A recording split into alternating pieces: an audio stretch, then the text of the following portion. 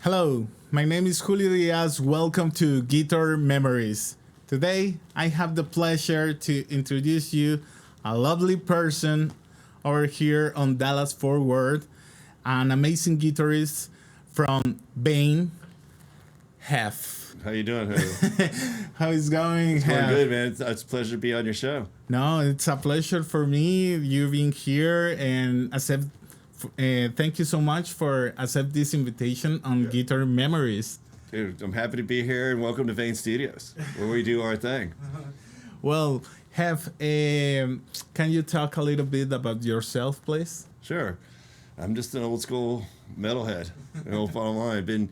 Been doing metal. I didn't start playing guitar till I was actually in my 20s. Oh, wow. Yeah, I was kind of a fuck up, not gonna lie, and I had to go figure out what I wanted to do with my life, and I had a guitar, no job, no nothing, so I learned how to play guitar. Oh, wow. So, and I was lucky to have some good, loving parents that took me back in because I was not a good person.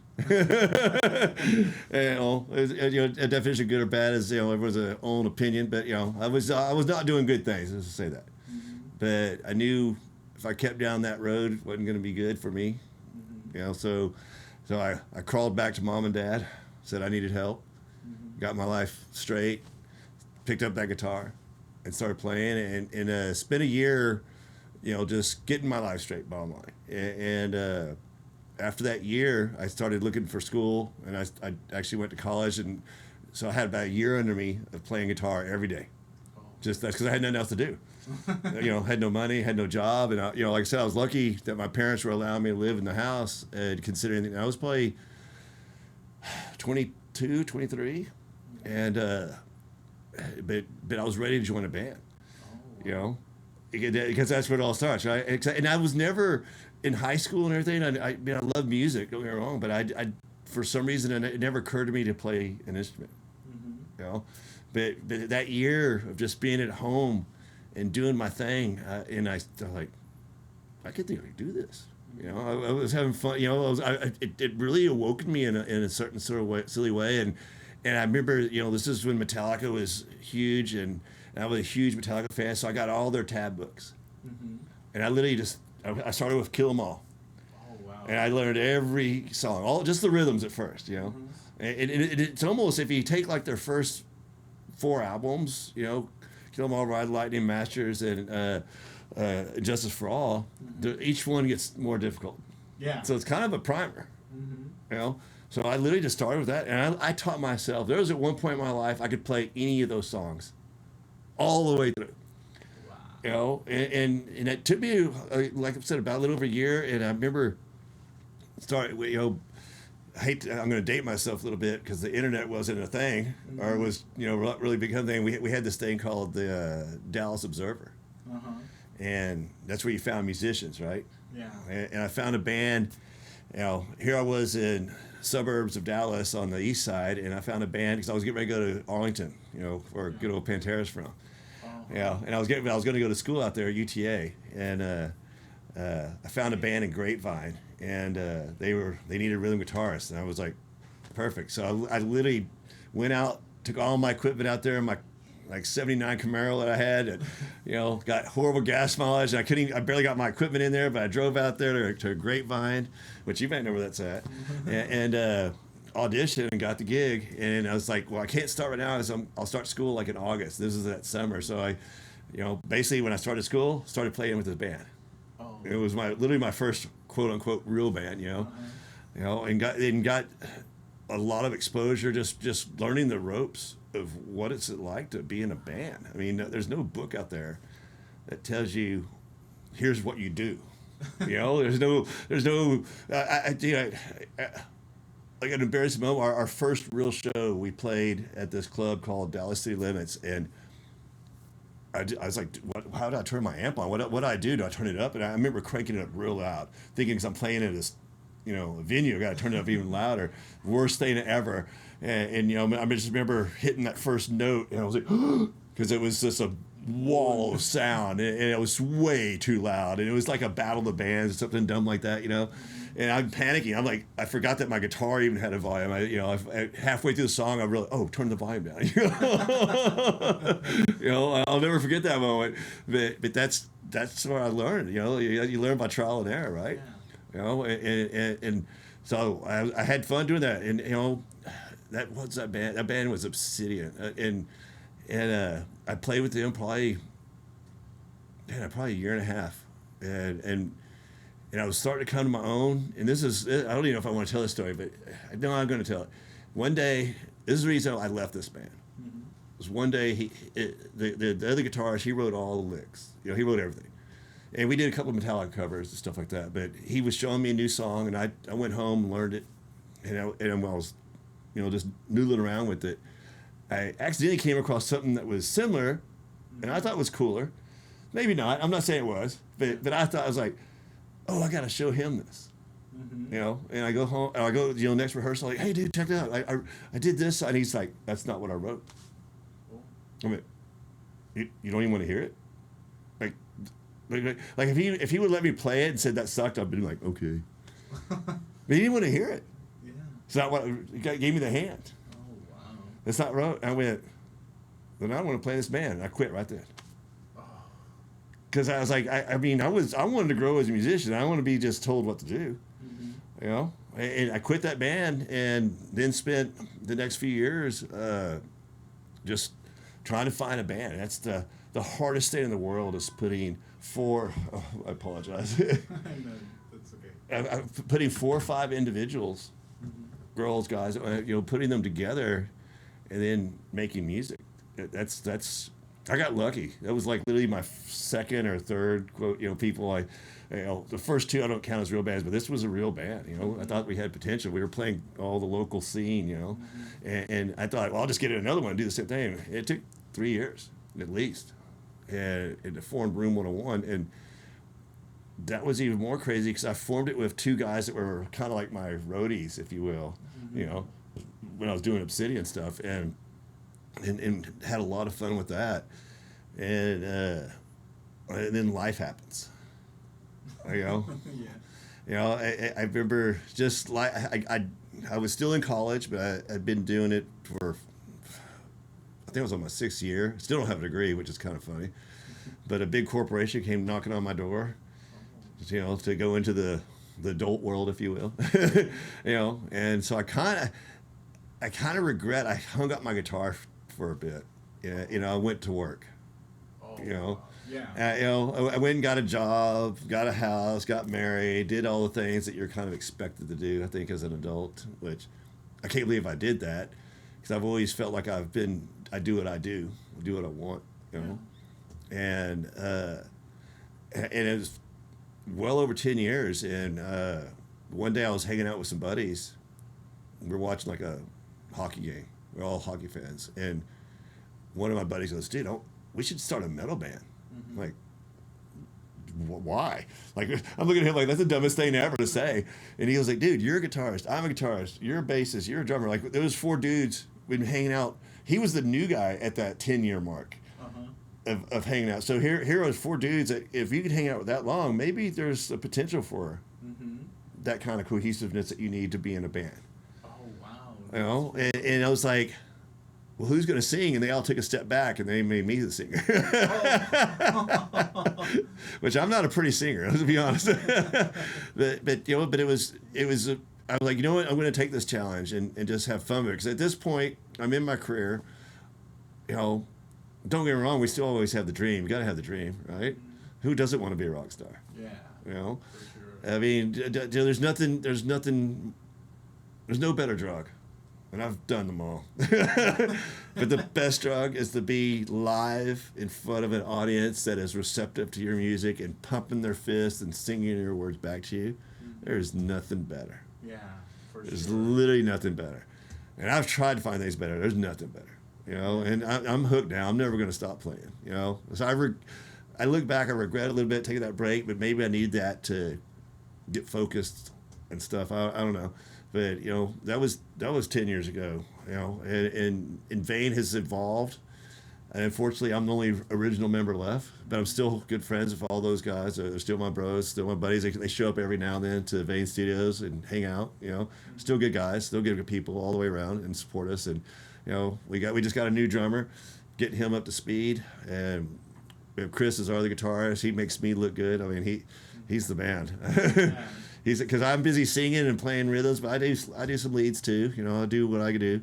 And we have Josh, our bassist. He's been with us for a little over 2 years now, and that's been like Vane's crutch as our bassist. We can't keep him. I don't know why. It's just you know, it's a crutch. But you know, that's kind of the and now here we are. I'm talking to you, you know, and loving what I'm doing. You know, it's a serious hobby. You know, I still have a day job. Hate to do it, but that allows me to do this. You know. And I love doing it. I will, as long as these fingers work, I will play that guitar. Because, like I said, that emotional connection. There was a new term. I can't even pronounce. I think it's Frisson. I could be spelling it wrong. Frisson, but it's the feeling that you get when music is played and it's emotional, and you know when you get goosebumps on your. You know, not everybody does that way. Like, you know, I'll cry if I hear the right song. You know. And there's actually a term for that, and I'm probably messing it up. I'm going to be honest with you, but someone just pointed this out to me a couple of weeks ago, and I went, "Oh my God, I have that problem." Or, what you know, I'm not going to call it a problem, but it's a good thing. You know, so it's music is in me. Music. That's what we're Vane. Vane. You know, it's like your blood veins. You know, it's in your soul. It's your heart pumps it. Your heart pumps your music. It's in your veins, and I will always play music. Yeah. Oh, thank you so much, Hef. You are. Oh, wow. You just resume everything. But, well, back to the beginning. Sure. Do you remember what kind of guitar your parents give it to you? Oh, dude. So, no, I bought my very first guitar was a Warlock BC Rich. Oh, wow. So it was a white guitar, and it was just all weird in shape. I mean, if you know what a Warlock looks like, it is a non-standard guitar. It's a guitar that like Motley Crue or someone from the hair band from the '80s would play. Yeah. You know, I think even Lita Ford might have played one. I'm not even sure, but it's just definitely a weird shape, and I cut my teeth on that guitar. You know, it was probably a $200 guitar. You know, piece of crap, but I wish I would have never gotten rid of it. You know, I don't know. Honestly, I don't even remember. Man, I don't know what I did with it. I know, obviously, I traded in because when I started playing with my first band, you know, I had like a small amp and my one guitar, maybe two guitars. And the guys they were like, they had full stacks, and the drummer had this big old kit. I was like, oh, these are the real deal. I got to upgrade my stuff, you know. And I literally, that next semester, I'd been playing with them for a while, and I got my loan money for college, and I had $3,000 left over, which is going to be like, this is like fall, so that $3,000 was for like food, books, you know, to get me through that college semester. Yeah. And I made the mistake of going into a guitar store, and they had a blemished, quote unquote, guitar for $3,010. And I had $3,000 in my bank account at that time of life, and I sat there all day harassing the guy, saying, "Dude, I only have $3,000." Dude, I bought this. This is my Jackson Randy Rhoads American Made in Fort Worth. And I can't even tell you where the blemish was at or is at. It's actually all red, this color. I've actually wrapped it. I like to wrap things. So I wrapped it this matte black. But this is my baby. Yeah. I've had this guitar, I don't want to admit how long I've had it. A long, long time. Over 20 years. Wow. And I don't feel comfortable on stage unless this is with me. You know, this is what connects me. This guitar is so good. It makes even a bad player sound good. It is so forgiving. It is, I don't know. I'll never stop playing this guitar. You know, and dude, even right now I have to get the frets redone because just when you press down on the strings, you eventually wear grooves in these metal frets. There's grooves already in them. This is be my second or maybe my third time to replace these frets. That's how much this guitar gets played. Yeah, you play a lot. And the way we do things in Vane, we have two different main keys that we play in, or two different tunings, I should say. We have our D standard, so which is a one step lower than most guitar. Most people play an E standard, so we do D standard, and then my second guitar here, it's in drop C, so a drop C. Yeah, just drop C. So we just, and that makes it easy for me when I'm singing too, because I can use, with one finger, I can play 3 strings and it's a chord, playing in drop tuning. So that makes it easy for me to focus on, because I'm singing, I can't be sitting there staring at my guitar, which is a bad habit all guitarists have, and breaking that habit. And half the time I look down and I'm like, why am I even looking down? My fingers in the right spot, because I hear. Before I would have looked down, I know if my finger's in the wrong spot. I hear it, and the secret is you just move it one way or the other, and you'll be in the right key. Might be not be in the right note, but you'll be in the key at least. So that those are just one of the tricks. But you can't be not to be mean, but you can always see when they're first on stage and they're just sitting there staring at their guitar. And some people do because maybe they're shy. I get that. But don't stare at your guitar. You should know where those fingers go. Yeah. If you're doing your job, so to speak, you know where those fingers are at. And I laugh at myself because I still do it. It's like I have to just glance over. Like I don't even know why I'm looking. It's just a bad habit I can't break. I try not to look at it, but sometimes I do. So not but just when I hate people staring at it, I'm like, hey, we're over here. Look at us. But that was my first guitar, BC Rich, and I think I have 9 guitar. I have 9, maybe 12. I don't even know how many I have right now. But right behind me is my main army, if you will, the generals. Well, can we listen your baby? Absolutely. Yeah. Sure. So let's hear the baby. So this is a Randy Rhoads custom. Obviously, I've done some only modifications I've done to this stand is I've changed the EMG pickups in it. I like Zakk Wylde. I think we all know who Zakk Wylde is. He's pretty good. I like his bluesy, dirty tone. So all these guitars behind you all have Zakk Wylde's EMGs in them also, because that's the sound, that's the tone that I want. Because tone is a very egotistical thing. Because it's what I want, what I like. It's not necessarily what you like, but I hope you like it. Yeah, for sure. And tone takes. Man, tone is. I just recently changed my tone a little bit, not even a month ago, because every so often I just get when the weather changes, your tone sounds different, and I try not to get caught in that loop of is it the weather or is it me or what But so with the EMGs. Let me turn my tuner off here. Put on. This is my normal setup metal here. So.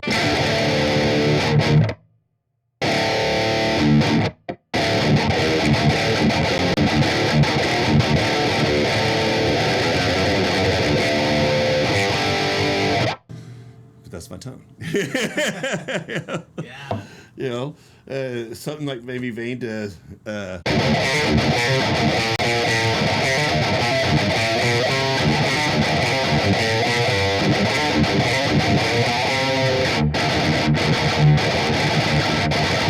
love that. That just gets my blood. It's like a knife. Yeah. It's an injection. It absolutely is.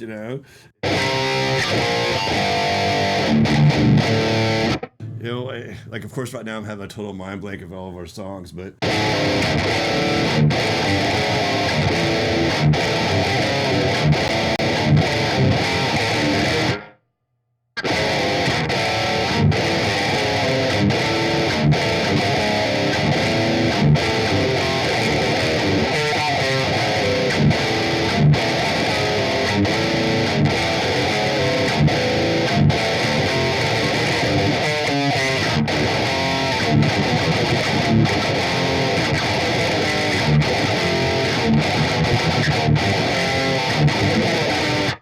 So that's like Words Means Nothing to Me. It's one of our songs. So, Cool. so and Chris is playing with me on a lot. That's why I love having two guitarists. Is Chris, I'll play the basic rhythm, or maybe he will, but he'll do all the pretty stuff, add in the little harmonics and the little things that just makes the song kind of, I hope, stand out.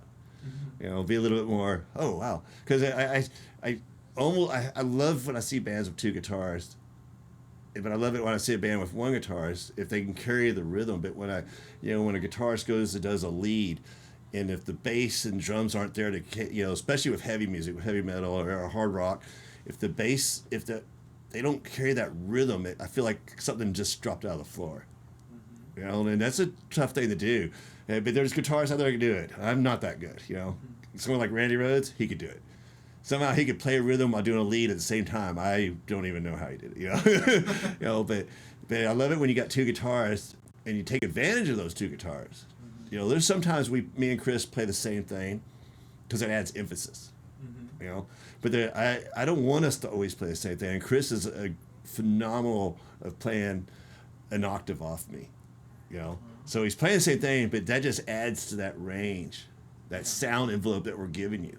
At least I like thinking it. So you're hearing a more fuller version of a song, and then adding in just the little nuances, whether it's an artificial harmonic or a pull off or maybe a quick little run, like I just do with, just something like that, simple as that, that adds to me tons of just dynamic to a song, and this guitar does things that I can't even find.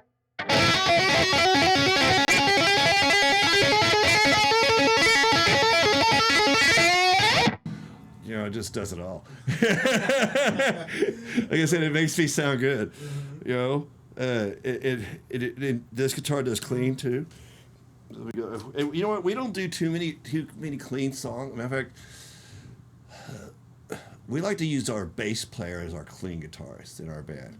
So we'll have a song going 90-0, and then we'll stomp down, and the bass player come in with just a good, this little groove. That's our clean part. And maybe I'll sing over that, and then build it back up. And we do have a couple of songs that have been going through the process. It's a process, songwriting. It's always a process. And just getting the right vibe or feel for those songs. When the hard part, is it done yet, or can it be better? But overthinking it. And matter of fact, I can't even show you this guitar. I got to switch guitars. I'll give you an opportunity to tell you about another guitar. No, it's okay. So let me mute this real quick. So I'm going to do my drop C guitar, which is so half our songs, like I said, are in D standard. The other half are in drop C, which this guitar is in. So when we play live, we usually do one half of our set as arranged so that we don't have to switch songs between switch guitars between every set. And I'm gonna. This is not my guitar. This is Chris's. No. But I play it all the time. Oh. Yeah. I will never say his is his guitar, but I take care of her. And she has become my go-to for playing. All right. So, anyways, this guitar. So I just retuned it to get it down.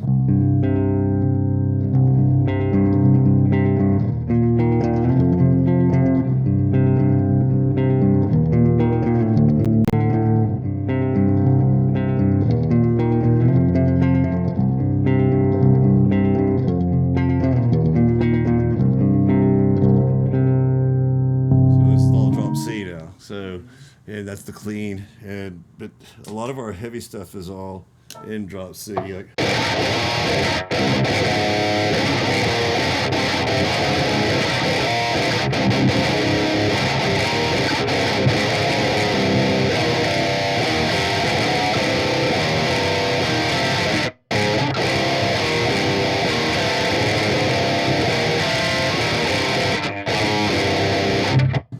stuff like that. So I could do it with one finger, and the beauty is it makes it easy. This is, like what I was saying, I can sing, and I just with one finger.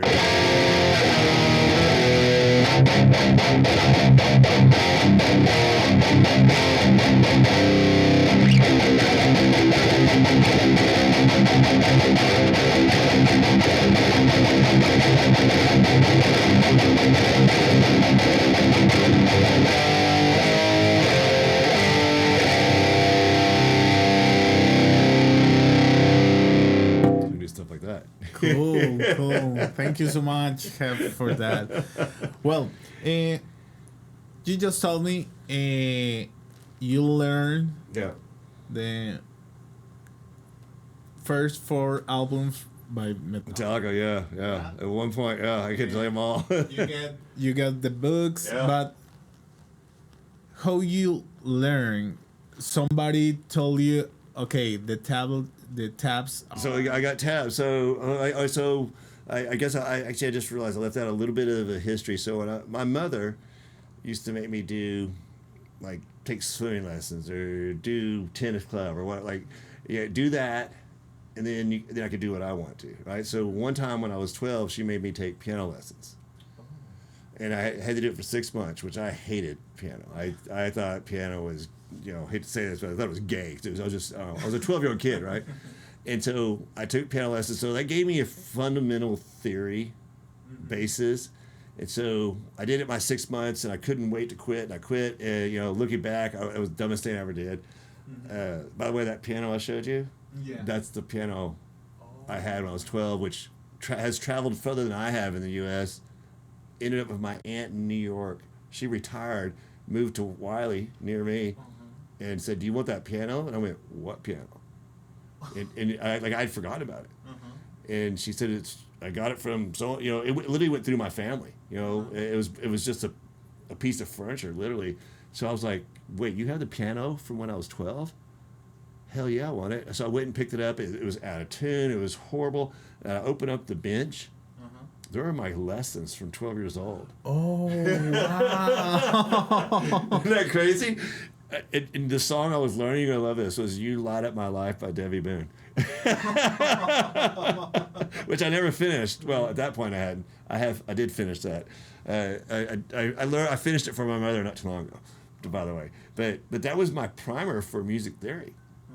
So when you get a tab book, it would have the sheet music above it, the staff, and then you would have the guitar tab below it. And I don't know if you're familiar with guitar tab, but it basically tells you where to put your fingers. Yeah.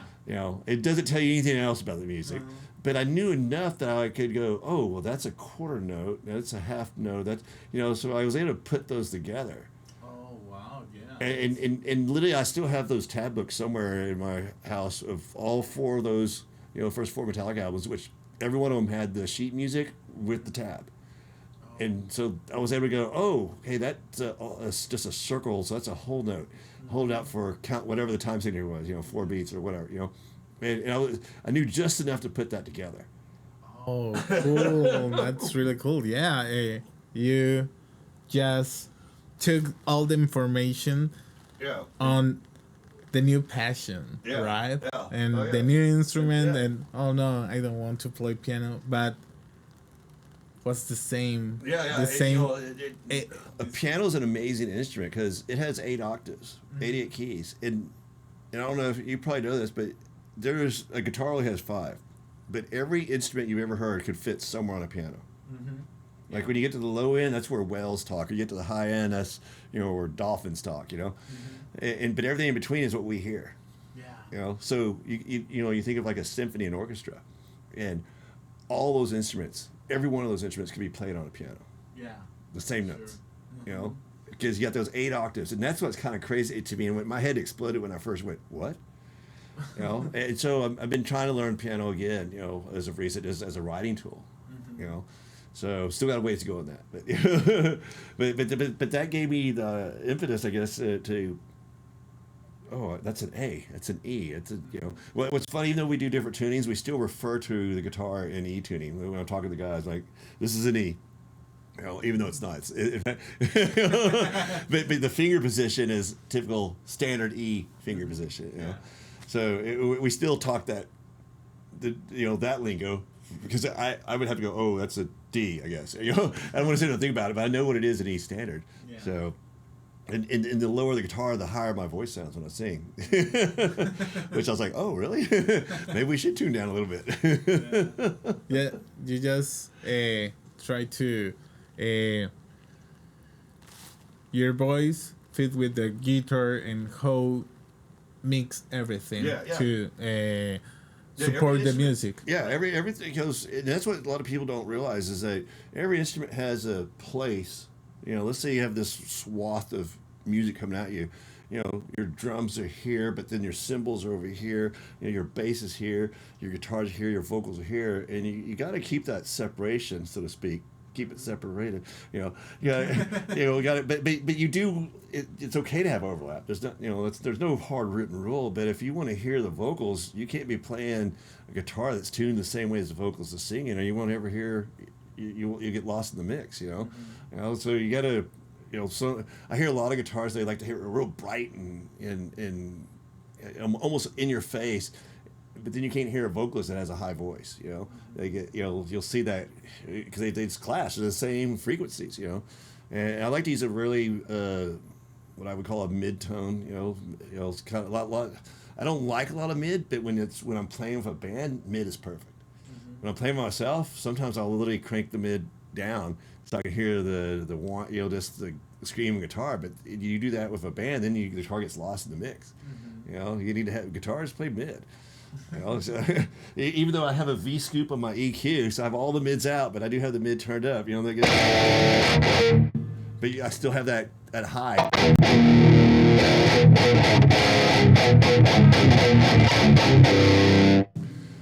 So you gotta find that balance, and it goes back to what I was saying earlier, your tone.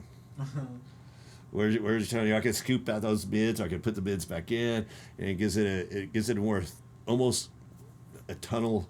I don't know how to describe it. It's just different, and some people play with more than others. It's just like I said. Even I think year to year my ears fluctuate, and I think I try not to adjust it too much because I want Vane to have a sound, and me and Chris's guitars, they really complement each other, as they don't sound alike, but they fill that region very well. Yeah.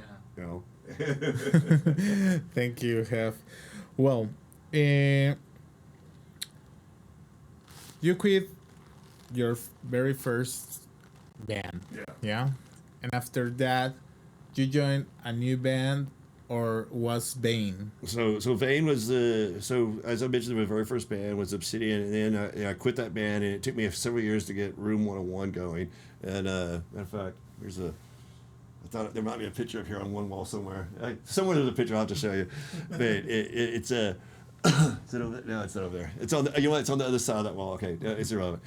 But that was really my first band to create. And because I was between my very first band and Room 101, there was 100 attempts. Because like I said, finding that person, finding those people, or whatever, to all be on the same path, if you will, or have the same kind of concept, so you're not butting heads all the time. And Room 101 did that for a couple of years, and then. As I mentioned, I took that break, and then with Vane, I've been very lucky. Me and Chris, he's my brother and soul when it comes to guitars. I've had people look at us and go, "How do y'all know to do that?" We get each other, we feel each other. I can't even explain it. It's almost, he's my soul guitar brother, if you will. And he knows where I'm going, and I know where he's going, and it's kind of a surreal thing to have when you got that kind of music connection with someone, and then you tie that in with a drummer that can feel you, and then a bassist that can feel all that, and that's what makes a band. When you're all in the same energy vibe, if you will, and you're all connecting, and every now and then you try to do something weird to see if you can't break it or upset it, but it's like, oh, that's cool, what was that? But that's the fun part too of music, is writing, creating music. I mean, don't get me wrong, I love playing songs that I've grown up to, or like Metallica or whatever, or current popular songs. I love playing other people's music, but I love more playing our music. What we create together in here, and that gives me even a bigger thrill. Yeah, but I want to ask you. Yeah. When you start because you get all the information how play the guitar and but you're the lead singer because your friends said, "Hey, you sing." Yes, they did. I got forced into it. How you feel when you said, "Okay, I will create the rhythms, and after that I will put lyrics." It's okay. So it's really random. I'll give you two perfect examples. So I've literally have songs that I have created a riff and have vocals or maybe a kind of a like the chorus, maybe the hook of the song, show the guys, and we've created a song around it. Right? But I've also not been in the room, and maybe I go to the restaurant or getting a beer, and the guys are in here just jamming and just waiting for me to get back, and I walk into the room, or I'm walking into the room and I hear them jamming. I'm like, oh, what is that? Like, and I will literally stop at the door because I don't want. That's not my energy. It's their energy. But I'm feeling the energy and walk in. When I get to, because I feel like when a new song happens, you go for 60 seconds maybe, and then you crash and burn, and hopefully you remember what you did. That's why we always hit record over here on the board, because you never know. And our song "Relentless," that I think is one of our best songs. I was literally outside the store, and they came up with the main riff, and I walked in and made sure that we were recording first off, and I said, "Play that again," and they started playing it. And I go, "Relentless." I knew that's what it was going to be called. There was no words. There was nothing at that point other than the word "relentless," And they wrote the music for that. I just wrote lyrics that went along with it, And so, but lyrics come to me in all different ways. I'll be driving down the road, and I'll get an idea, and I just spew out lyrics. We have a very new song right now that, with our new drummer, it's the concept is there. It's very rough, obviously, and I ad-libbed all the lyrics, a whole story, and I already don't even know where it came from. Wasn't even on the mind, but the music spoke to me in a way that said, "This is what you're going to sing. This is what you're going to talk about, or sing about, or whatever." And so it can come from different directions. It can come from anywhere. And sometimes I'll hear a riff, or I'll write a riff, or Chris will write a riff, and that will remind me of what I call a poem, basically. I've already written. I'm like, oh, that sounds like words mean nothing to me, or and so it can happen that way too. So there's no right or wrong way how it happens. It just has to happen. And when the magic happens, like I feel like if you told me right now to write a song, I couldn't do it. I'd be stumbling over myself. I couldn't do it. But if I'm just sitting here in the moment, jamming, you never know. And that's when it happens. Like I said, inspiration strikes me at all random times, and especially when it comes to the lyrical content. Is I like to write songs that have meaning.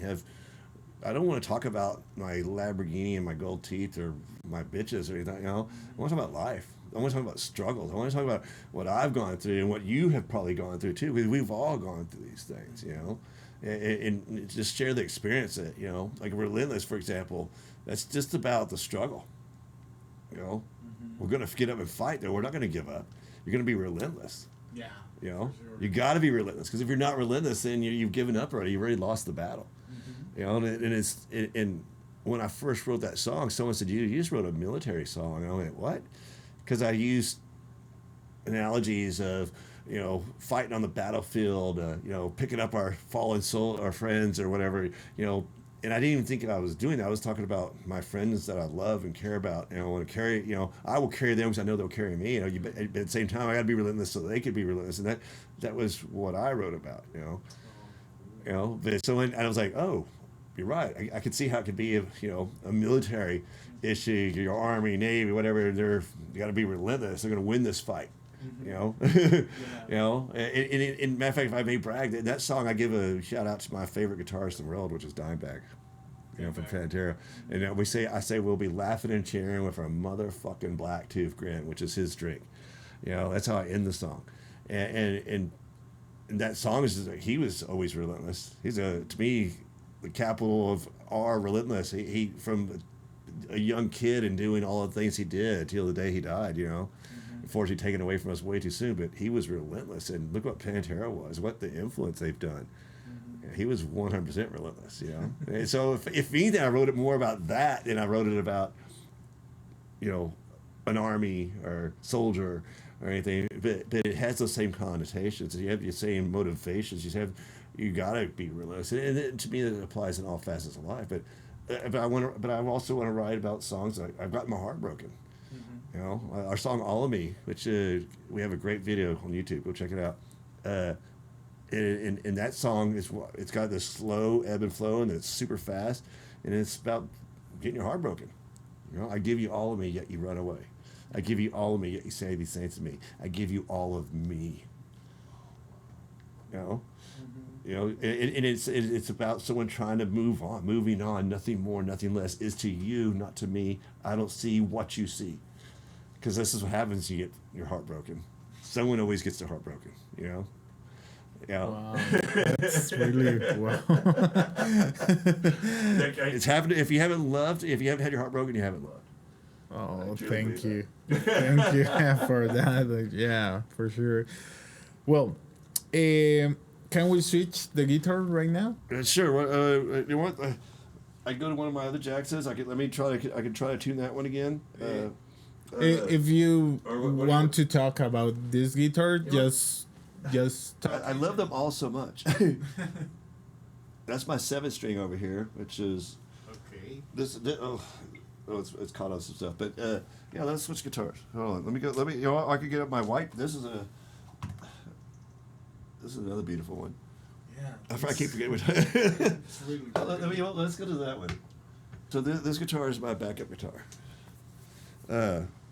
Well, it's a backup for the other Jackson. The tone on this one is it's got a different body on it, so it's not made of the same stuff, so it's a little brighter. Let's see what tune she's in. Looks like we're in D, which is good. So this guitar is a little brighter.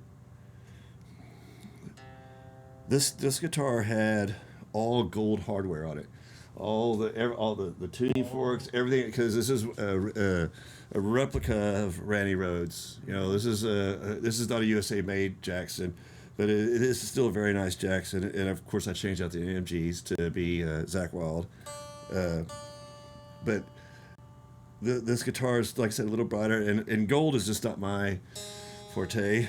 That's way out of tune. It's not your mood. Yeah, exactly. So I changed all the hardware out to black, and which is more me.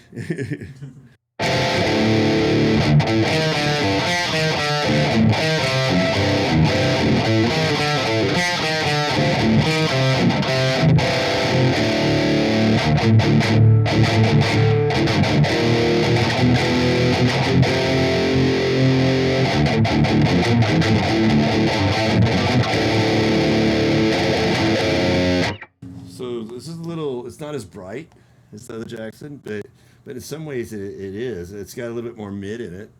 You know, it's got a different, the neck is a little different. It's maple. I normally don't like this style of guitar, but I do like this one. I think when I put the EMGs in it, I think it put it in my wheelhouse, I guess, that I like. So.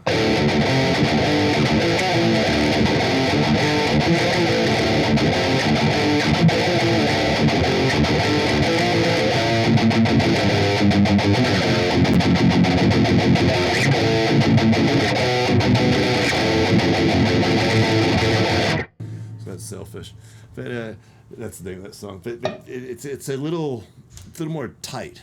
Mm-hmm. Does that make sense? And that's what I do like about it, because it's not super hot, mm-hmm. but it's like that sound to me is kind of a punk vibe. Oh. You know, and this guitar fits it perfect. You know, I was just playing Metallica, which is the one cover that we've recorded, "Harvester of Sorrow." You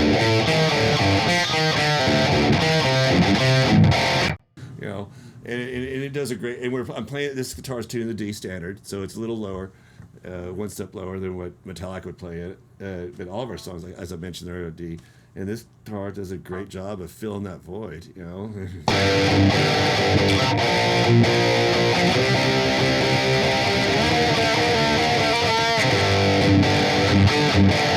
Yeah, this is it's like the sustain on this isn't as good, but that's okay. It doesn't because it's tighter.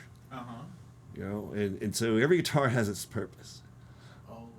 You know, for the song, you know, what kind of sound am I trying to express here? Because, you know, there's so many genres, and metal's broken down into too many genres, but I know what sound I'm going for usually, you know, when a song is being born, and do I want it to be this tighter piece? I want it to be more saturated, and of course I could adjust my amp for that. You know, I'm a Mesa Boogie guy. My rack's over here, and I have to have an amp. And a lot of people use pedal boards and processors, and I hear the difference. I don't like the way the sound cuts on and off.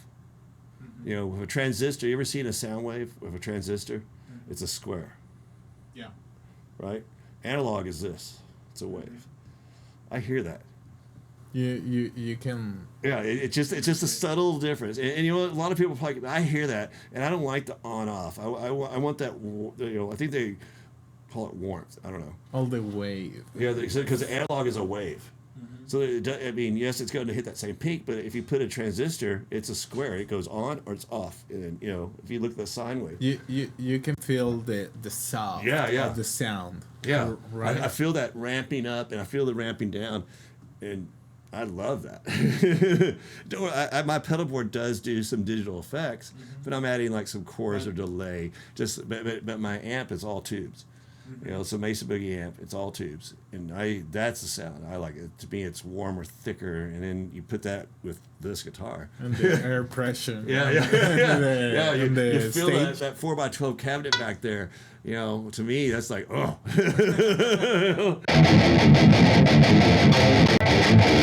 You know, just even that. So it could be something as simple as that. But you know, this like as I mentioned, I changed all the hardware. It's gold. Somewhere I have a picture of it. I have to send it to you so you can, you know, sure. Put it up with it. But everything was gold, and I was like, oh, just I had to change it. I still have it somewhere in here. I have a box full of all the hardware. If I ever decide to change it or, you know, sell it, I don't know. I love it, but I hate it. Yeah, exactly. 100%. But you know, this guitar's got a great clean sound too. It's not going to be as abrasive.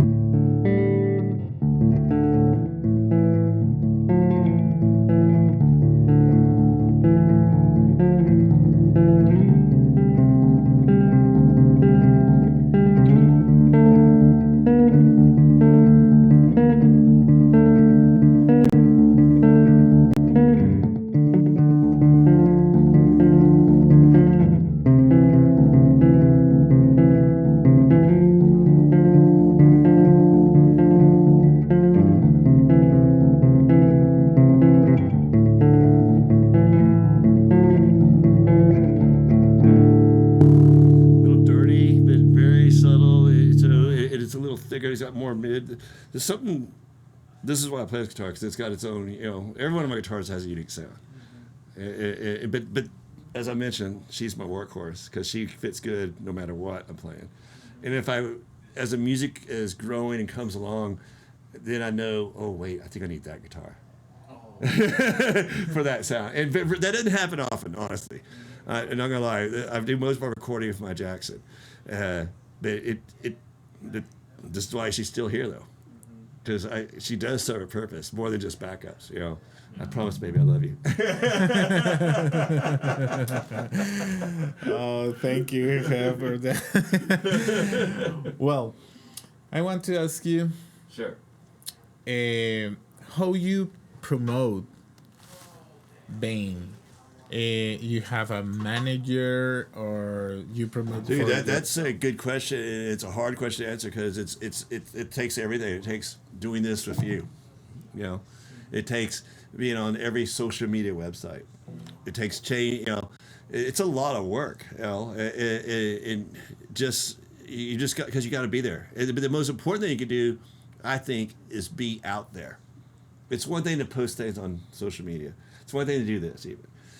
You know, but I try to go to the music scene as often as I can. I go out and support, and hopefully they come support me too. Now, I don't care if they do or don't. I go support. Yeah. I go support the bands I like, and there's so many good bands in Dallas. You know, Dallas-Fort Worth area has so many good bands. You know, that used to kind of scare me. Like, how am I going to make it if that band's not making it, which are way better than me? But it takes a little luck, takes a little bit more than just that. And no one knows for sure what is someone's favorite at that moment. You know, that's, I guess, kind of the crapshoot of the, you know, the house isn't going to win on this one. You know, you're not going to Vegas, but if you don't do nothing, nothing will happen, right? Yeah. So you got to do something, and that's getting out there and playing. But it's more than just getting out there and playing. It's getting out there and supporting other bands, you know, no matter what the genre, you know. Well, so I think that the best way to promote yourself or your music is to be out there, be in the scene, show that you really love the scene, you know. And I try to, and you know what? Lately, money's been tight. Can't be able to make it out a lot, but when money's good or when I can't afford it, I'm out there, you know. You know, life gets in the way of all of us. You know, like I said, we're all experiencing our own problems. So, but you got to be out there. You got to have your social presence. I mean. But I wouldn't put a lot of focus on that because you got to do good music and then you got to go out there and do a good show. You know, you got to be here in the rehearsal studio you know, my goal is not to embarrass my friends when I'm on stage. I may do some dumb things on occasion, you know, I'm not gonna lie, but get out there. That's how you promote yourself and have good music, you know, and be nice. I love everyone, you know, you got to be a real asshole to me before I don't like you. But they're out there and I just avoid them. Simple. Oh, thank you, Hef. Well, I want to say thank you, personal, because, well, I told you I'm from Colombia. Yeah.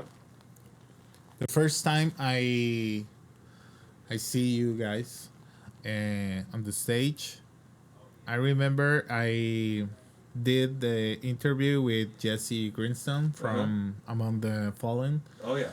And after that, we went to see Benson, right, with my wife.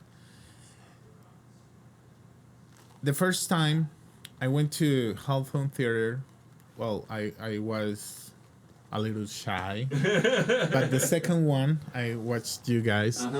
And with Mike Ames. Mike Ames. I love that guy. He's a great man. He's amazing. Yeah. He's amazing.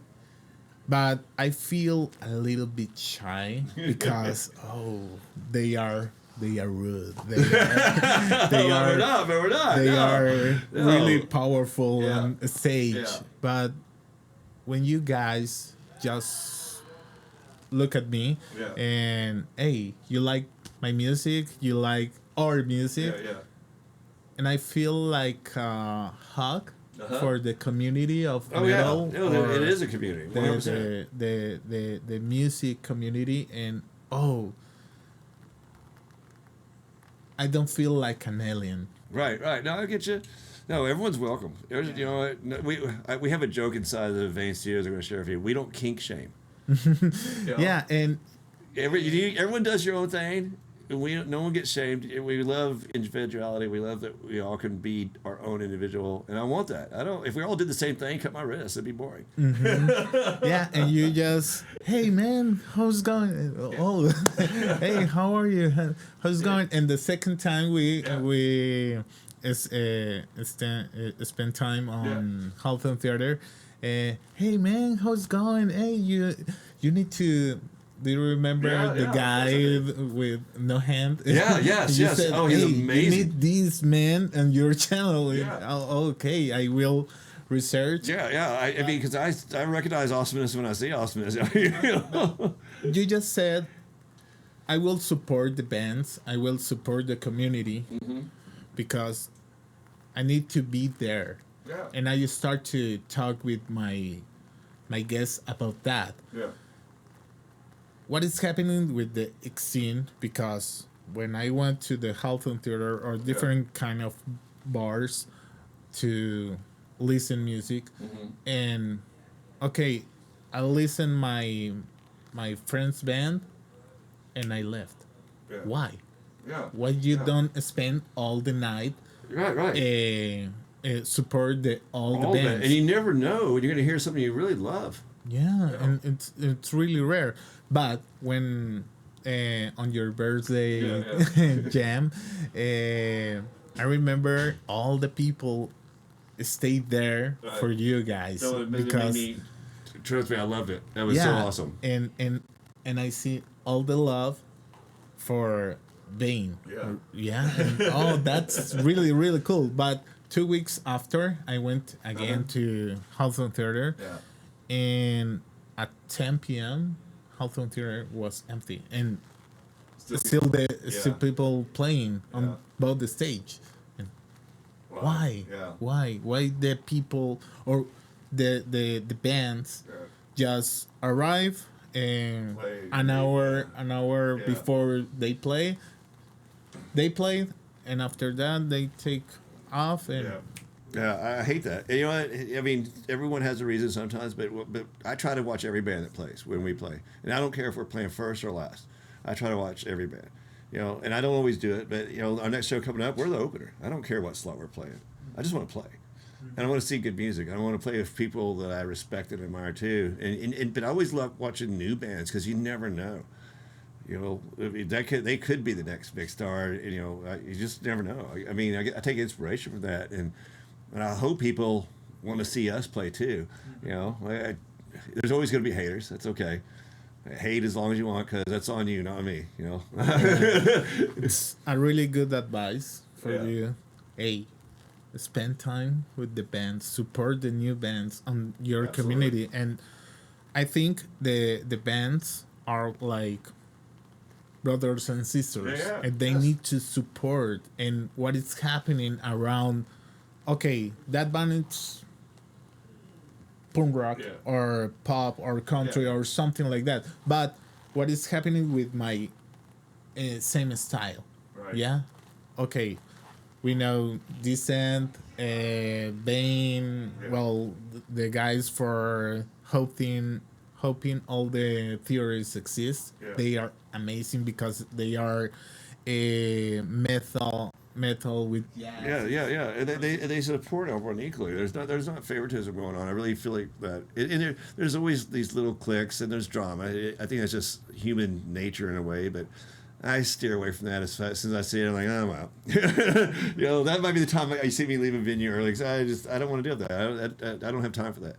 You know, I'm here to enjoy music. You know, and hopefully play some music that people will enjoy. Well, thank you so much, Hef, again Thank for you. that.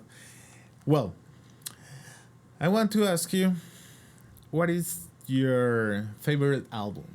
Well, that's a tough one, because I don't even know if I can answer that question truthfully, because there's so, I just, you know what, even year by year it changes. Recently, one of my go-to albums, I'm just going to give you that. It's a recent one, because I'm not saying it's something I could put in right now and listen to, and it's Alien Weaponry. So they're a band from, I don't know if you're from New Zealand, and they do like their tribal style music, but they do thrash metal. So I don't even understand what they're saying half the time. It's amazing though. Okay, I will research them. Yeah, Alien Weaponry. I've actually seen them. I missed the last time they were here. First time I missed them, they were there. I've been 3 or 4 times. I think they've been here. I've seen them. They come here maybe once a year, maybe once every year. They're amazing. But you know, I still listen to Masters of Puppets from Metallica. You know, that's still in my rotation. So I guess you could say that could be one of my favorite albums. It's definitely been a huge influence, but you know, there's one that's for sure still, and I hope Alien Weaponry will still be in the rotation years from now. I don't see why it won't be, but it changes the season, the mood, where I'm at in life, what connects with me, you know. So it's a hard question to answer, but because it changes, it really does. But music as a fundamental core for me, I always go back to it no matter what, because it always is what I need. You know, it's always what gets me to that next place. It's my solace, it's my meditation, it's my therapy. Yeah. And then doing it on stage and getting my angst out or whatever emotion I need to get out. You know, there's some song. We have a song called "Get Used to the Abuse," and it's about abuse. It's about physical, mental. It's all about that. And I've been very, very fortunate not to have to have grown up in those kinds of environments. I've just seen it a lot. And dude, I get angry when I sing that song. Like, don't talk to me for 5 minutes because I'm angry. But I'm not. I mean, I'm not going to lash out and be violent, but I'm angry that people have to go through that. I'm angry for them. I want to defend them, but you can't defend or save everyone, right? But I hope the song gives people inspiration that they can stand up, that they can move on, that they can get past it. They can be who they want to be. They don't have to suffer. Okay. Wow. And what album do you recommend for new guitarists? New guitar. Yeah, an album you said that album it's a really good job on guitars. You know what?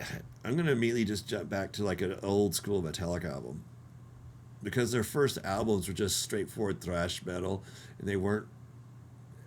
Yeah, they were technical, but they were just playing more chords, but they were doing some, most of it was 4/4 time, so it's straightforward 2 2 2 4 1 2 3 4 1.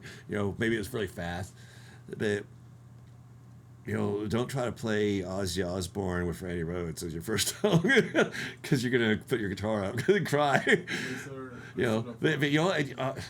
Honestly, you could probably go to most hair bands from the '80s, and those are all good primers. But I think you just got to find something you like. I think the key, and don't try to be a virtuoso, because you're not going to be one. And you know what, I actually, believe it or not, I teach people to play guitar every now and then. Someone always comes up to me, and I give them a lesson, and I say, "Here's your lesson. You got 30 days. Come back, and if you can, I'll know if you've been practicing or not, and I'll show you what this lesson is. You want to see? This is the lesson I give you. All you got to do." Let me just, I'm on clean. So here's all you got to do.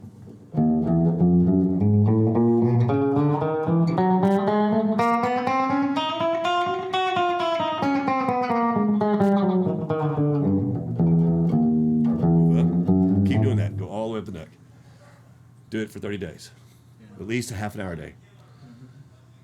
And if you, because this is a fundamental. Hitting the string, striking the string, and moving your finger to the next string, and going up and down, up and down. And most people don't ever come back. Because they don't want to do the fundamentals. They just want to know. They want to be a rock star. Don't get me wrong. I want to be one too. A lot of people just want to be fun. Yeah, they want to. Yeah, when I was taking the few times I actually tried to take guitar lessons, the guitar instructor would go, "So what song do you want to learn?" I'm like, "All of them." And I immediately didn't go to that guy again, or person, whoever, because I want to know, and that's why I ended up teaching myself, because I want to learn all of them. I don't want to learn just a song. Sure, that's fun, but no, I need to learn every one of them. So how do you learn every one? You learn your fundamentals.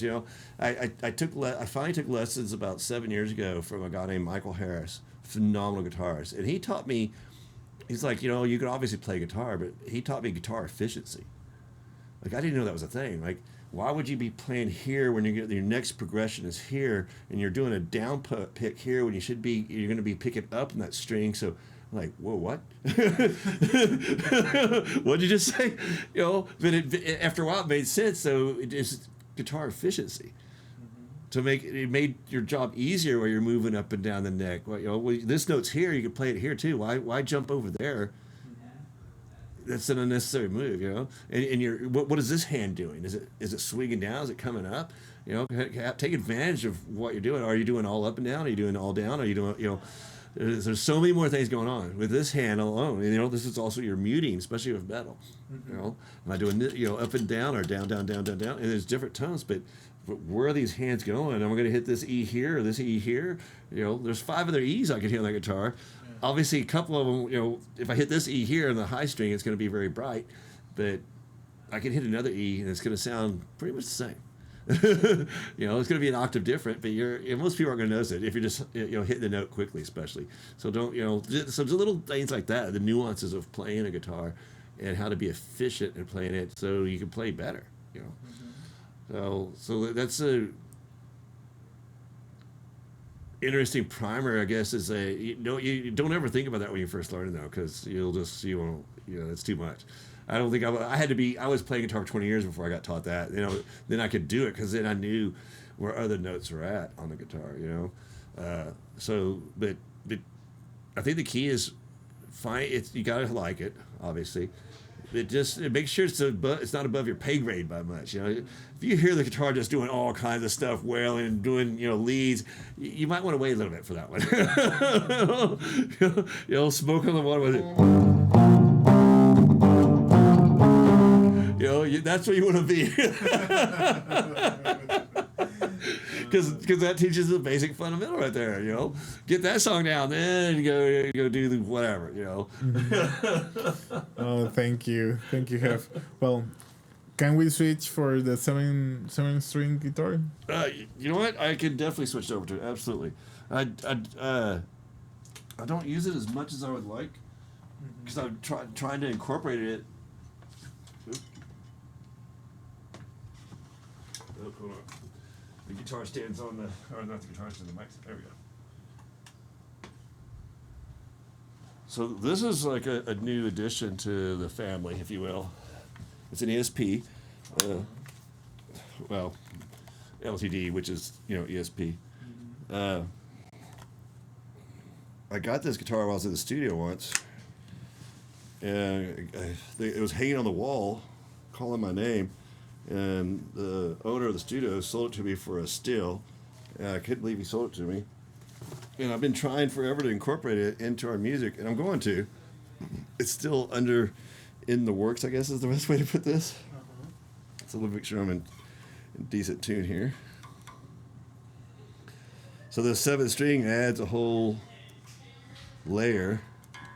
So the thing with 7th string, remember I mentioned don't look at your guitar? And I told you I still glance, and let's say I'm playing an A chord right here, which is correct, but sometimes I would see that string above my finger and I'd be, oh my God, I'm playing that's a D, it's not an A, and so so just another reason not to look at your guitar, because my hand would do his right spot, but I look and I see that string open, because normally on a 6-string guitar your D would be your A would be right here. And it would be right here, but on a 7th string, everything's shifted. Yeah. So that has literally been kind of my hang up on this thing is going, well, where is that note at? So I keep doing it, but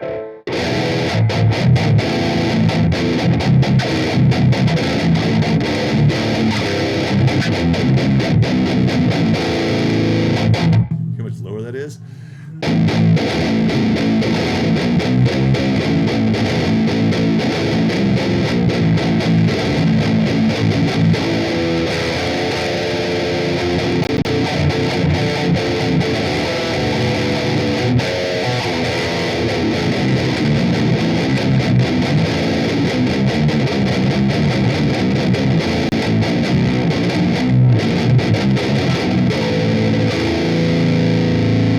That's just mean. That's brutal. I've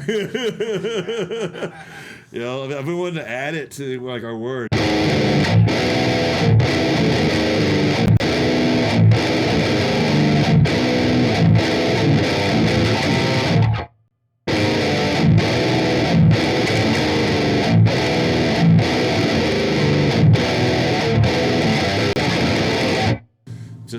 It just takes it a little somewhere else.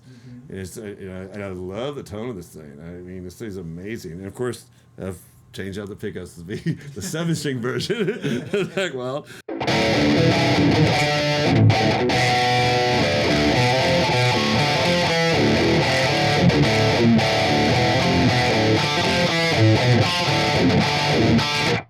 So even that sounds different. This is a D standard tuning with drop A. Actually, so it's not drop A, it's just A. So if I tune that down to B, it'd be in a drop tuning. But so you can make your chord just like if you do a 6 string,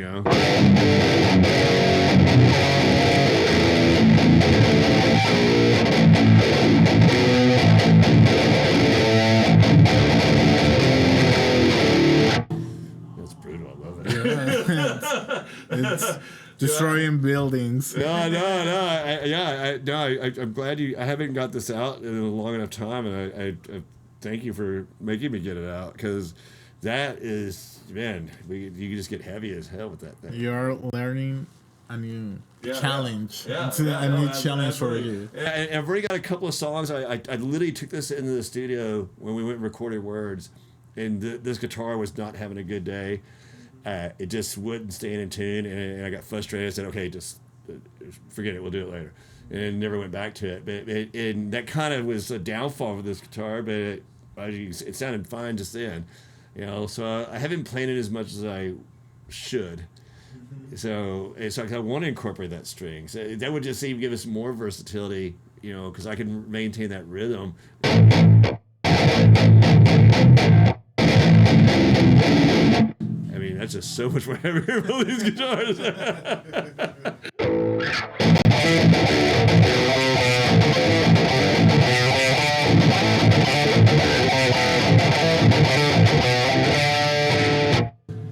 Oh, cool. Thank you so much, Hef. Well, if the money is not a problem for you, what kind of guitar you will buy? I already know. It's going to be the successor to this one, my Jackson. So, don't say that. I already know. I'm going to basically get a new version of that one. So it just matte black. I literally have already spec'd it out. I don't have the money right now to do it, and I'm still loyal to a fault with her. You know, but it'll be a Jackson Randy Rhoads custom made. I think I'm gonna do a reverse stock, so the head stock will point the other direction. Oh yeah. Uh-huh. So but all matte black. My wet dream would be having my own EMGs designed for me instead of using Zach Wiles or someone like that. That's the wet dream, you know. But if I had to, I'd be okay with Zach Wiles or doing like an 81, 89 setup. So the EMG 81 is usually your bridge, and the 85 is a lot of it. I love the 89 in the neck position. It's just a little brighter, cleaner tone, especially. I think that one is actually an 89 if I recall. And that's why the clean tone sounded a little different. It wasn't as dirty, but something along those lines. But yeah, all matte black, but painted originally like that. The whole thing, one piece, you know, all black hardware. And I don't think I'll do a tremolo system, but I want I love, like, this guitar is hard because I'm used to playing a Floyd Rose setup, but I don't really use the Floyd Rose. But the Floyd Rose, it's so deep into the body. Like if you look at this thing sideways, it's see how close the strings are to the body, whereas with this one, it's a lot above the body. Like your Gibsons are used like that, and I don't like that. You know, I'm just not used to it, truth be told. So I would have a setup that would be who was it? Oh, I'm gonna have a mind blank of this, but I almost had the person's name. I can't think of it right now. But he has a custom Jackson, and he basically took the Floyd Rose setup minus the Floyd Rose. So it's engraved in the body, but it just isn't a tremolo system. So, but the strings and everything were lower into the body cavity. So the string, you know, so he had because when I'm playing the guitar, my arm rests on the guitar here, and then this wrist angle is, you know, for 20, 30 years I've been playing with my wrist at a certain angle, and you do something like this, it's like, oh, it's you know, it's only like 5 degrees, but dude, it's a difference, and it affects my muting, especially with metal. You're the back, you know, this palm is controlling all that muting, how much is squealing, how much is doing whatever it's doing, and if that angle's off, well, then I'm gonna not be as crisp and tight with some things, you know, so that's basically that guitar. I just thinking to ask you why all the guitars has Floyd Rose, yeah, but you just explained that, and yeah, because a lot of guitarists hate it. Oh yeah. Yeah, because it's really hard to. It is. Chris has Floyd Rose on his guitars, and guess who tunes them and sets them up? I do. You know, not that he couldn't, but he maybe couldn't. But I don't mind because that's all I ever played. So it's second nature. I know. I get it. So many guitars. I've had so many people just bring your guitar over. I'll set up for you, because it is a pain, and you got to learn. It's a balance act, because you got the springs in the back here, and you know the floor rose is literally floating. Yeah. You know, so like in this Jackson here, which has a floor rose, I don't have the tremolo, but I actually have it locked down. So I have a block in the back. Actually, it's a really cool device. It's called a no lock tremolo, and I have two settings, so I can actually set it so I can still do dive bombs, or I can undo two screws, and then I can do dive bombs and pulls up and normal, or I'd lock them both down, and then it's like a hardtail. Oh. Yeah. So, but that Jackson, and this Jackson, there's the tremolo on it, you know. So those are floating, and I don't use them enough. I like them. They're fun toys. Like if you want to show off, oh, look at me, and make some funny noises. They're fun to impress people that don't know what they're doing. But don't get me wrong. You know, obviously, there's way better guitars out there than me that can really know how to use that. And I just found over the years I don't use it that much. You know, it's like even when I do guitar leads, I bend the string. You know, which is basically when you're pulling up on the tremolo, you're doing the same thing. You're bending it. You know. Just like, I mean, that's what you're doing. You know, I can do that with my fingers. So. Yeah, I talked with Jim Wright from Avalon Rehearsals. And yeah, he loved the Floyd Rose, and he said, no, I behind the cameras, behind the scenes, he said, I don't feel comfortable with like a Stratocaster bridge or Les Paul bridge. Oh yeah. I don't feel. I feel more comfortable with the sensation on my hand. Oh, I 100% get that. Because a lot of people, I've played Gibsons. And I they sound beautiful, but I feel like the strings are like an inch above the guitar body, and it's like, oh, I'm doing this, you know. So I totally get what he was saying. I'm just not a fan of those at all because of that. If I could get one that was low to the body, like like an SG, it's a lot lower, but it's just not my style. And Brian said he loves the soloist shape. Yeah. And he said, I have a collection about soloist Jackson. Because the shape of the neck fit with me. Yeah. And I feel really comfortable. I have a lot of guitars, but my shape, it's... Oh, no, yeah. I mean, like this style fits with me. In the V, I could put it on, I can sit down and play it. You know, it fits with me, yeah. And I'm not saying Gibson didn't fit with me too, but because of the way the neck and bridge and all that, I feel like I've got a beer belly and my arms got to do this. Like a mariachi. Yeah. Exactly. So. Yeah, and you need to find your comfort zone, your style, what works for you may not work for the other person, you know. So that's the beauty. There's all different styles of guitars. I've seen some crazy stuff out there, you know. When you found your guitar, you will enjoy more the music and play more guitar. I have my own collection, and I have different kind of guitars because I don't know, but because yeah, same. I mean, like I said, I have 9 or 12 guitars here. And they all fit me differently, you know. Some I like a lot more than others, but I mean, I have a Gibson that's a 12-string Gibson. It's gorgeous. I don't even know if I'm worthy to play it, you know. But it sounds so good, but it doesn't feel really good because I'm just not used to that acoustic style. It's a very big body, but it's such a beautiful guitar. And I joke, I'm not worthy to play it. I can play it, and I just I just don't know what to do with it because it doesn't feel right in my hands. But I'll always have it, you know. What you will like to say for HEF 20 years ago? Oh, to say to HEF 20 years ago. Because yeah. journey Yeah. You know what? I think I already know. Pick up your guitar. You know, pick up your Just guitar. bull eye. Yeah. Pick up your guitar, because 20 years ago, that's when I'd put it down. And it was 12, 13 years ago that I finally picked it up again. So 20 years ago, I'd play about when I put it down, and I'd say to him, dude, don't do that. Yeah, it doesn't mean you got to be in a band, you know, but don't abandon it. Like, I literally got rid of all my equipment but that guitar and that Marshall cabinet, and I had a different Mesa Boogie head. That's the only thing I kept.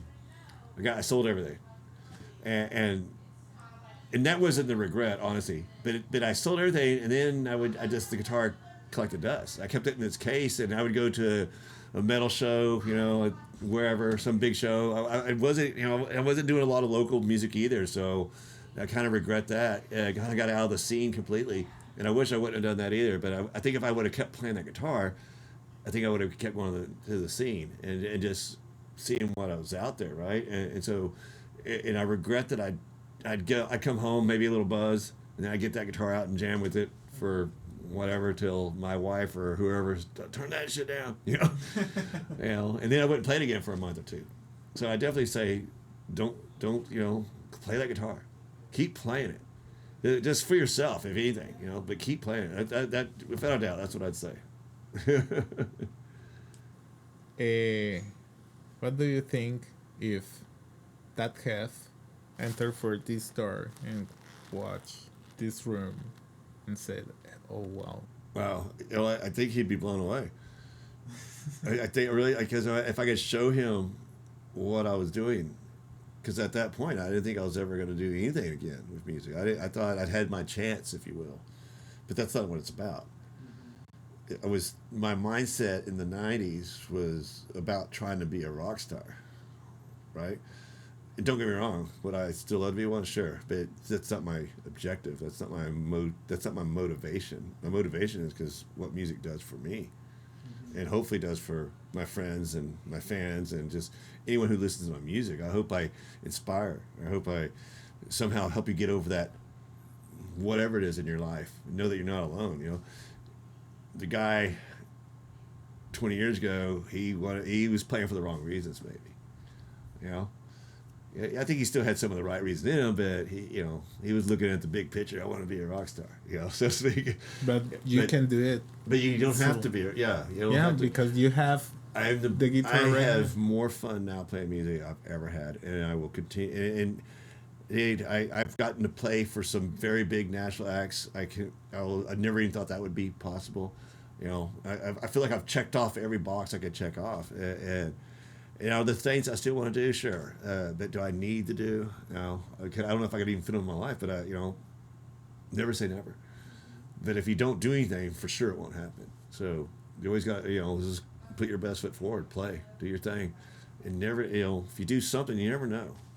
And your inspiration comes from everywhere, and maybe, who knows, your life could change in an instant for many reasons.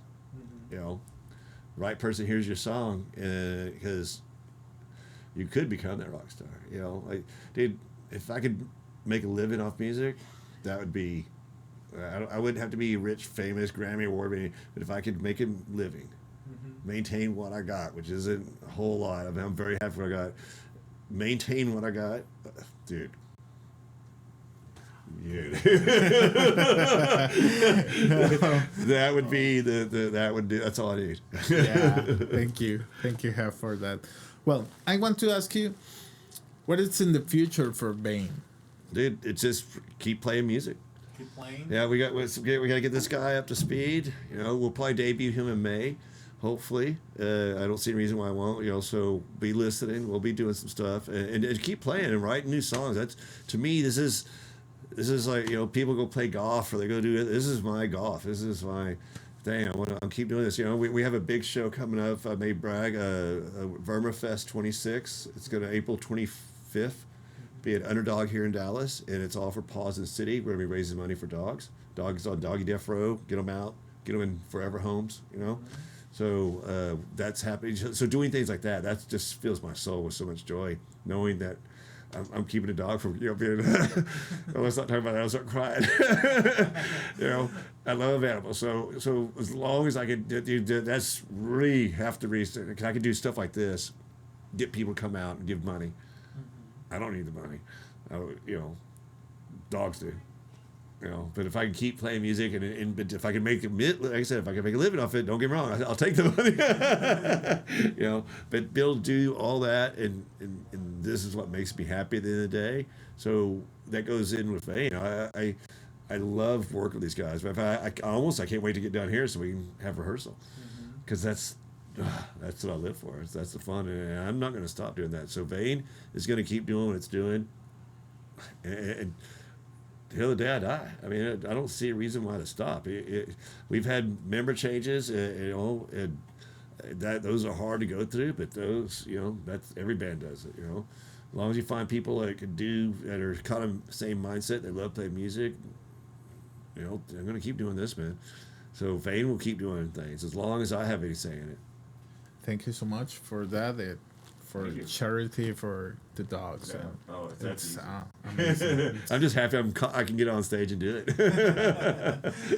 Well, where the people can contact you guys for booking some concerts? So the easiest place obviously is Facebook, Vane Music. Always put Vane and music as one word. Like you can go to vanemusic.com. And there's at the bottom of the page has a link for every one of the social media sites. Info@vanemusic.com for booking and stuff like that. Or you can message me on Facebook. I'm HEF. And because we have our Vane page, we have a page called Vane's World. So yeah. So maybe I stole a little name from someone from that one, but no one's counting. All on Facebook. We're on every social media, but I think the best place is just vanemusic.com. Just type that in your browser, and like I said, at the bottom of the browser, you'll see every link for all the social media. But from vanemusic.com, you can hear all of our songs. You can play them for free on there. Or you can buy them if you want. We appreciate that. And you can buy our merch. You can see our concert calendar. We're on bands in town, so that sends you email whenever we post for new shows. So all that, everything's on the internet now. If you run into me, I'll probably give you. I have a card there I can touch your phone with, and it'll take you right to our website. And so, or get one of my guitar picks. They have Vane.com on them too, so to help you remember. Oh, okay. Thank you so much, Hef. Well, thank you, Hef, for being here, for accept this invitation. I really enjoyed this interview. Really funny, really inspirational, because you start late on 20s, but you keep going, and your energy, it's amazing. Or here on the interview, on the stage, your music, it's really really cool. It's huge, it has power, and I understand more because I watch you guys on the stage first. After that, I listen your music, and right now with you, I understand more. Awesome. What is the vision and how you create your music? Thank you. I want to say thank you for support the bands. I think it's really grateful for you showed the grateful for music supporting other bands. Yeah. Well, thank you. I appreciate you. Thank you for coming out and doing this for us. This has been fun. It's my pleasure. It's my pleasure for support the bands over here on Dallas Forward. I just told you, it's my way to create music and share the stories with the people who are interested on the musicians over here. I hope someone finds this interesting. Yeah. Well, I hope to see you soon again on the stage. Or April 25th will be the next time. So in May, hopefully May will debut our drummer soon. So just follow us, like I said, on vanemusic.com. I appreciate you, man. Oh, thank you, Hef. Thank you so much. Well, guys, thank you for being here on this episode with Hef from Vane. You know, I see you on the next episode with another great guitarist. Support the bands. Share this episode with your friends. If you like, just thumb up. And I see you. This is Guitar Memories. Keep playing. No. Thank you, Nancy. Thank you, Hef. That was fun.